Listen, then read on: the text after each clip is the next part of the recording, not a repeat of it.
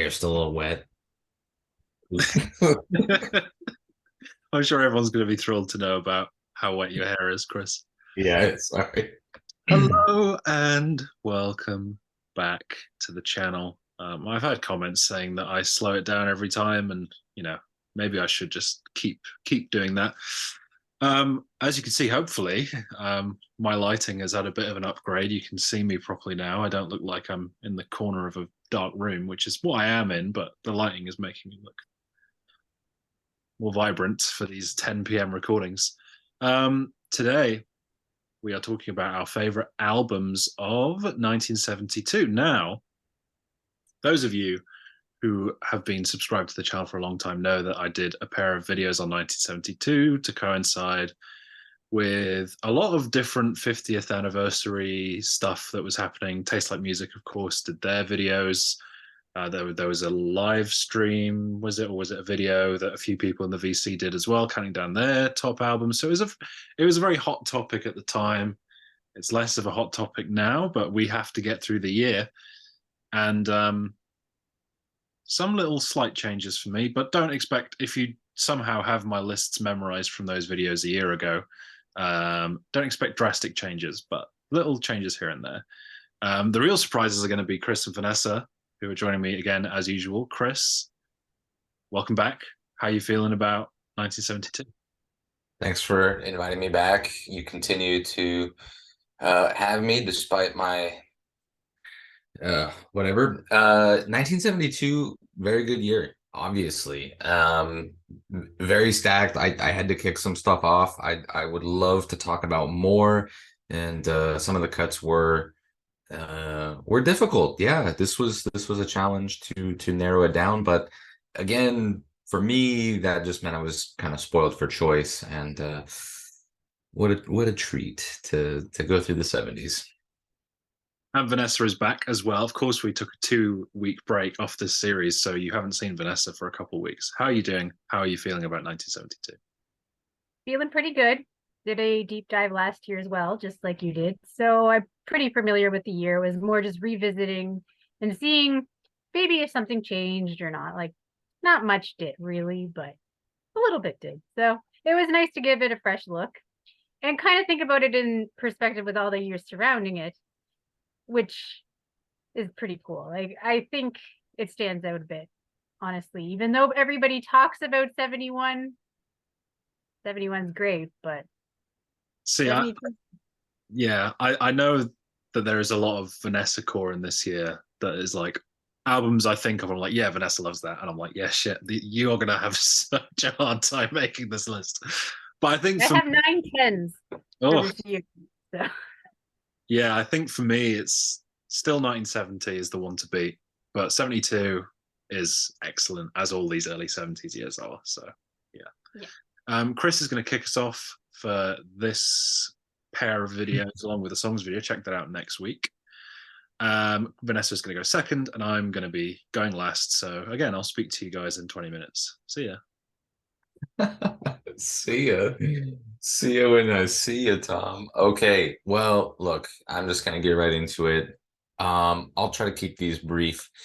These are my honorable mentions, and believe me, there's more. There's a lot that's honorable in 1972, but these are the rules that we must abide by, and well, anyway. Um, I don't really know if these are properly ranked, so don't put too much stock into it. I'm just gonna read them off, okay? Um, and at an arbitrary number 10, I have Roxy Music. Roxy Music. I really like this debut. I think it's a lot of fun, and it's number 10. We're number 6. I don't know. You can choose. The next honorable mention is number one record by Big Star. It's not my number one record, but it's very good. Um, yep, that's a good one. Also, Transformer, Lou Reed. Yeah, it's great. I love Lou Reed traditionally. Not everything he ever did, of course, but you know, kind of anyway, big fan of Transformer. Also, Talking Book, Stevie Wonder. Ooh, Yeah, it's a heavy hitter. It kind of hurts to put that one outside the top five, but what can I do? And my last honorable mention will be Can't Buy a Thrill, by Steely Dan. It's just a lot of fun. And Steely Dan might be showing up more. Pretty excited to begin the start of them, as well as Roxy Music, frankly. There's some great records to come from both of them. So anyway, regardless, forget all that. That all sucks. I'm just kidding. That all rocks. But number five, for real, this is ranked. This is important. Okay. My number five is Exile on Main Street by the Rolling Stones. I know, I know. You didn't see that coming, and frankly, neither did I. Not really a double album guy, as evidenced by my past remarks, and not really the biggest Rolling Stones fan. They're good. They have definitely moments of greatness, but up to this point, the records that I've listened to are like they're good to great, but nothing really captured me too much aside from a couple of songs on Beggar's Banquet and Let It Bleed, whatever, Sticky Fingers. Okay, sure, they're great, all right, but they're not this great. It's so consistent throughout, and what's cool is none of these songs were like ever really thrown in my face as a kid or anything, but there's so many great tracks throughout this whole thing, and just kind of discovering them. Obviously, I've heard some before, but um, the radio, usually stuck to the same like dozen, I'll say, like Rolling Stones songs. So this was a really cool listen. And full of diverse greatness. I think they do a great job just continuously. So shout out to Zach for recommending I listen to this on the road. Made an awesome road trip down a boring stretch of highway, the record, and then I listened to it in the office, and it was almost just as good. So I had no choice but to put this in my top five. It was way better than I kind of expected, and sorry to the Rolling Stones for not giving you the benefit of the doubt, but okay, there you have it. That's number five. Number four. Ooh, I'm sorry it's so low. This sucks. This one sucks. Number four is Harvest by Neil Young. Yeah, I know, but no one's more disappointed than me. I think Harvest obviously has a ton of timeless songs, and starting with Out on the Weekend, I think is just incredible. Neil really solidifying himself as like an all-time songwriter, especially after coming from after the Gold Rush into Harvest. It's just it's incredible. Like this is a back-to-back, and I know there's more to come. And yeah, it falls just short of making my top three. Hopefully you'll understand. But I mean, come on. There's just so much greatness here. Several of these tracks are basically my favorite from him. So yeah, it's Harvest. It's great. You love it. Probably. Okay. Number three. Bronze medal. Bronze medal in a golden year. um, yeah, I'm going with Close to the Edge by Yes. And yeah, this also surprised me. I didn't really expect these two to crack my top five. Exile Main Street and Close to the Edge. As like a teenager when I was kind of discovering progressive rock music more, going a little outside of the more mainstream stuff, I suppose. Really the first Yes song I heard was in Vice City, and that kind of led me to very Grand Theft Auto core. But I kind of discovered them and was like I guess a casual fan. I had a few songs, and I didn't really put a whole lot of respect on them compared to some of their contemporaries. And then when I got into like Dream Theater and stuff, it was like over for classic prog at that point in my life. But whatever. But the last couple weeks that I've sat down and listened to this thing, it's just phenomenal. It's like it's everything I want from progressive rock music, basically. The instrumentation is just so incredibly solid. The performances, they justify the length of this thing, and I just love it. It really is a triumph, and yeah, I'm sorry to Genesis, but this is the best prog record of 1972 and maybe ever. Honestly, I don't know. It's so good.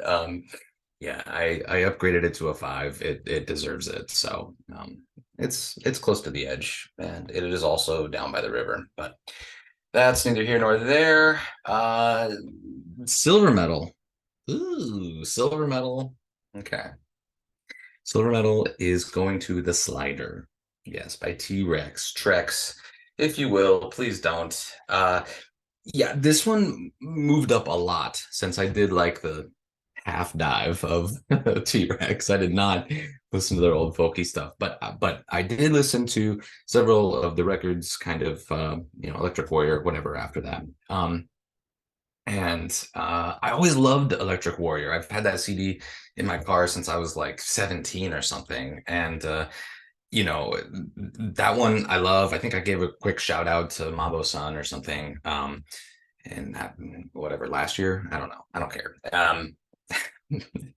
So that has nothing to do with the slider. The slider though is like insanely consistent, and I do not think there's a stinker on here.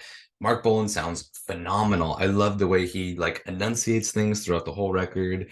I love the way he, I don't know, just this whole persona comes through on this. It's just like a glam, and the cover art just like tells you the whole story. You like know what you're getting into, and oh, I just love it. Yeah, there's fun riffs. He sounds, I said sultry, and frankly, I don't have another word but delicious. Yeah, he's delicious, and he oozes this really cool. I don't know how to put it, but it's really hard to beat, and only one record would beat him this year, of course. So thank you, Mark Bolan, for your contributions. The slider is incredible. And my number one, I know it's gotta be The Rise and Fall of Ziggy Stardust and The Spiders from Mars, incidentally. I know it's really tempting to just call it like Ziggy or something, but that feels like a disservice to the long-winded title that David Bowie insisted on. So regardless, back to back for Bowie. Wow, what's going on here? Yeah, hopefully that doesn't go to his head or anything. He's gonna get a big ego, and who knows what persona will come next. But obviously, this is phenomenal. It feels a little weird putting like two kind of glam rock records as one and two, but this is peak. This is it peaked here, and I think there's good reason that. I think there's great reason that that's my number one. Of course I do, but the performances are just, oh, they're so good. I mean, every song is like notable here. Half of them are like classics that you've heard 100 times, and the other half are maybe deep cuts if you're not super familiar with the record, that you're going to be like, wow, 5 years is kind of a bop. So everything is spacey. The arrangements are dreamy, just beautiful. It's great. I still don't know if I would put it over Hunky Dory, but I totally understand why this is often regarded as his greatest work, and I would have a hard time saying anything negative about it. So in a year as stacked as 1972, where I had to omit a bunch of stuff, it's a rightful winner. There you have it. The symbol I was making was supposed to be like a Z for Ziggy, by the way. Yeah, I don't know if it was backwards or I don't know what I you're tried. doing. I tried. Yeah. I knew it was coming. As soon as you said your Yeah. number two. That's fine. Yeah. You knew it. Yeah, I thought the slider would be number one. Well, as I said, I don't know. Yeah. Close enough. I mean, it's close. Yeah, I think yeah, the top three were all fives. So that's stuff. Yeah. Well, my top 9 are all 5. So it's pretty hard to beat this top 10. But anyway, number 10 is Can't Buy a Thrill by Steely Dan. The only 4.5, but a very high one, very close to 5. Number 9 is Ennismore by Colin Blunstone. Number 8 is Music of My Mind by Stevie Wonder, which it was a little painful to keep out of the top 5, but unfortunately. Son of Schmilson by Harry Nilsson, my number one Harry Nilsson album, number 7. And number 6 is The Slider, sadly, but you still love it. That is like the most shocking thing. I was like, I know. oh my God. Yeah. Well, it's just such a stacked year. Anyway. I've no idea what to expect now. It's crazy. No idea? Well, we must have some idea. But anyway. All right. Number 5 is Something Anything by Todd Rundgren. Todd takes you on a journey with this album. So many different sounds and styles are represented here. There are pop songs that he became known for, but there's a lot of other stuff too. Heavier songs, a pop operetta, an interlude where he explains different sounds of the studio. I love that part. It's just the best. Ultimately, it makes for an enjoyable and engaging listen. And I always find new songs to connect with every time I hear it. A hidden gem or two that I maybe underappreciated before. So that's exactly what you want in a double album. Justifies every minute. So number 5. Number 4 is also Harvest by Neil Young for me. So I guess you can't feel too bad because I agree. I've had a complicated relationship with this album over the years. At first I loved it, then I deemed it overrated, and then I loved it again. So we're back to the love it. That's good. I guess some albums just take you on a journey like that as you grow. Ultimately, though, I can't deny that I love all these songs, even the ones that I've struggled with over the years, like Man Needs a Maid. But I love it now. You know, I'm over it. I found my peace with it. It's almost easy to forget just how many great songs are on this album. Like every time I look at the track list, oh my gosh, like you hear them everywhere. They're kind of part of our consciousness, basically. They're staples. It's crazy. It's just an undeniable album. But not as undeniable as number 3, which is Talking Book by Stevie Wonder. 1972 was really the beginning of Stevie's hot streak. I love Music of My Mind that directly preceded this, but Talking Book is just a smidge ahead. Not only are there all these classic songs that everyone knows, like Superstition and You Are the Sunshine of My Life, but every single deep cut is a winner too. Between the 2 albums this year, it made choosing a song for my songs was so daunting. Like picking a Stevie song was torture, but I did it. Oh, spoilers.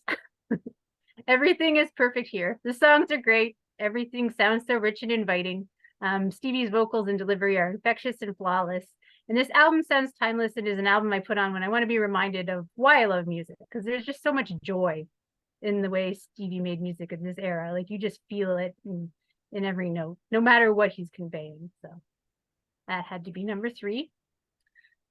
Number 2 is number 1 record by Big Star. More than a lot of other albums, this has always felt like an album I was destined to find. I first learned about Big Star because one of my childhood favorite bands, the Bangles, covered them. And I always looked at songwriting credits when I was a kid in the liner notes, and it's like, oh, who's A. Chilton? And that's how I learned about them first. And then I just kept reading about them in Rolling Stone magazine and everywhere. So when I finally decided to check them out in my early 20s, I fell in love, and I still feel that love now. As a power pop aficionado, this is an important album, but I think there's more to it than that. It blends the sounds of the 60s with a fresh direction for the new decade while being chock full of great songs, and has become one of my favorite albums of all time. Unfortunately, I could not make it the number 1 record, though, because that is The Rise and Fall of Ziggy Stardust and the Spiders from Mars. Of course.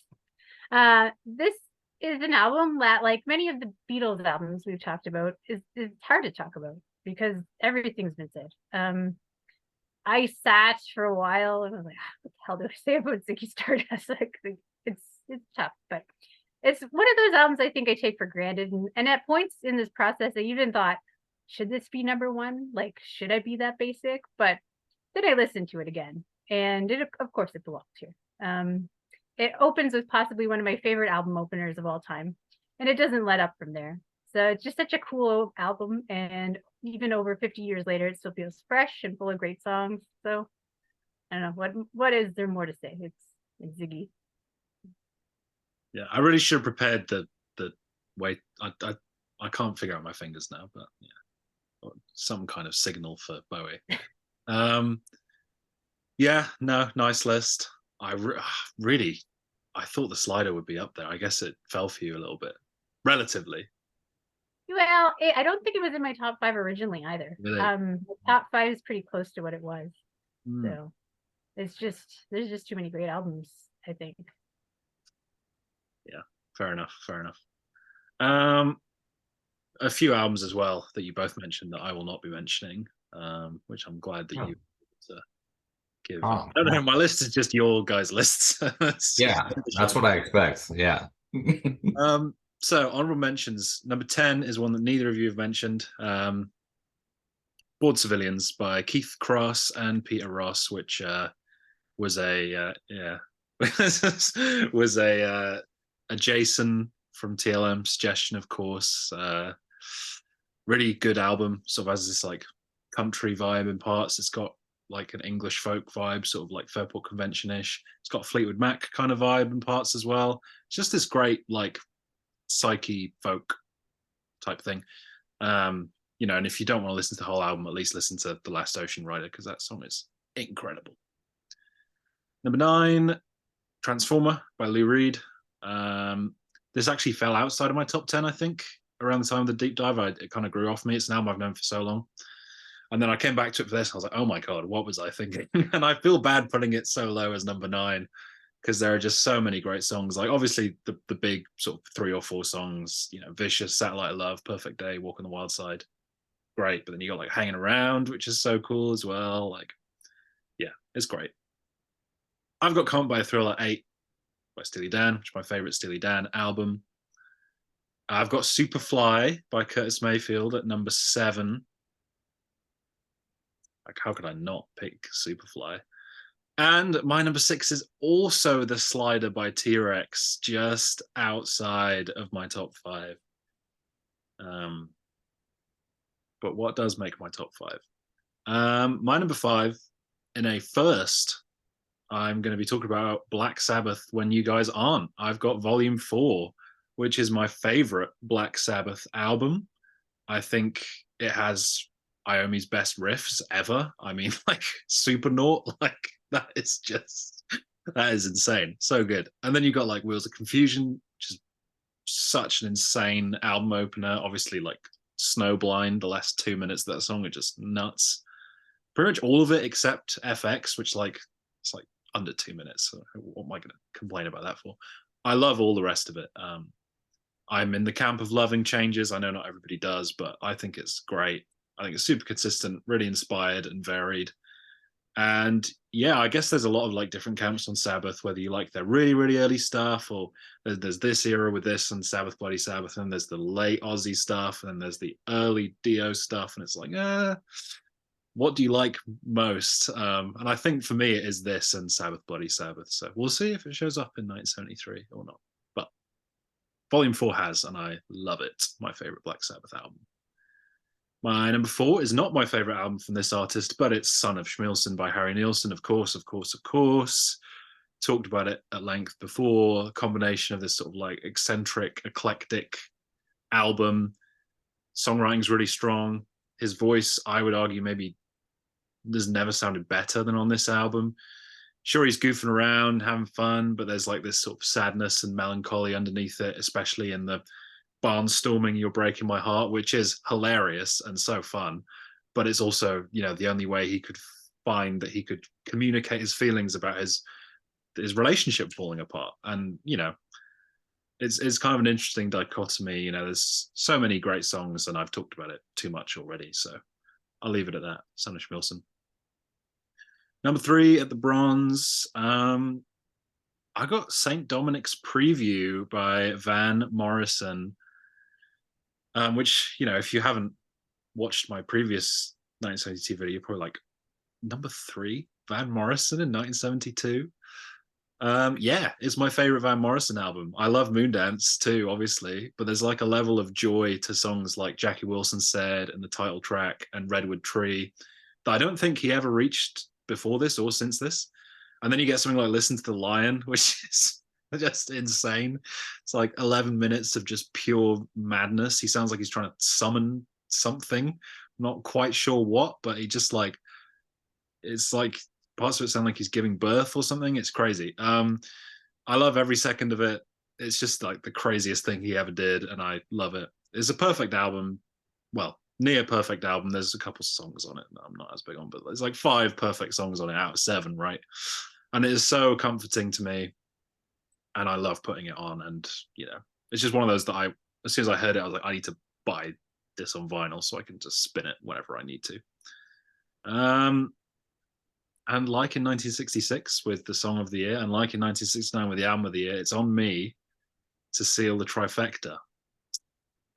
And I will, because my number 2 is Close to the Edge by Yes, which did give Ziggy Stardust a run for its money. But I agree with Chris's. Well, Chris said maybe. I think this is the greatest prog album of all time. The title track is the greatest prog song of all time, in my opinion. You get like that crazy wild intro, and then you get the sort of the beginning of the song, and then it just quietens down for the I Get Up, I Get Down part, which is just incredible. And then that final section is just pure catharsis. It's like so good. It's glorious. Then there's just 2 other songs that are also excellent, casually. And You and I is this like tender, almost ballad. Siberian Cartreau is just a jam. Like there's not a wasted second on the album. It's perfect. It's Close to the Edge. It's number 2. But number 1 is The Rise and Fall of Ziggy Stardust and the Spiders from Mars, which I don't think I've always had it as like a 10 out of 10 album, but it's like, because it was like a top 10 album of all time for me when I was first getting into music. Then I went through Bowie's whole discography, and spoilers, there are other albums I like more than this one. So watch out, everybody else who makes music, because Bowie's coming. So that kind of made me think less of this album in my head, even though it's still like my 2nd or 3rd favorite Bowie album. But like just sitting down and listening to it, I'm like, no, this is just because it's not this guy's best album. It's still incredible. It is just on a songwriting level and a lyrical level. I don't think he reached these heights. Like, God, some of the lyrics on this are so good. It's sort of got, everyone talks about the slider and how the lyrics are like kind of nonsense and don't really make any sense. You've got a little bit of that, but you've got a little bit of like, autobiographical stuff that he's putting in there, which, people like to say he takes his characters and never really sings about himself. And I don't think that's true. I think it's more that he would put parts of himself in these characters, right? And you could definitely feel it on a lot of songs on here, especially the songs dealing with like the idea of, ego and stuff like that. I think he was very self-aware, and it's just great. It's one of the best sounding albums. Like you got pretty much in Woody Woodmansey, Trevor Bolder, and Mick Ronson's pretty much the best rock band you could ask for to support him. Some of Mick Ronson's guitar on this is just it's filthy. It's my number 1. Rise and Fall of Ziggy Stardust and the Spiders from Mars. It's a trifecta. We did it. But for some reason, we find it so easy to agree on albums, and we just can't agree on songs. But yeah. So there we have it. If you want some more 1972, you've only got to wait another week, and we'll be talking about songs. So There you go. we're talking about songs. Yeah. I was like, what is the other thing that we talk about? We're going to talk about books. No, yeah, the best books of 1972. Yeah. Please let us know your albums lists. We'd love to hear them, read them, should I say? And hopefully you will be subscribing and liking the video and catching us very soon for some more albums and songs of the year.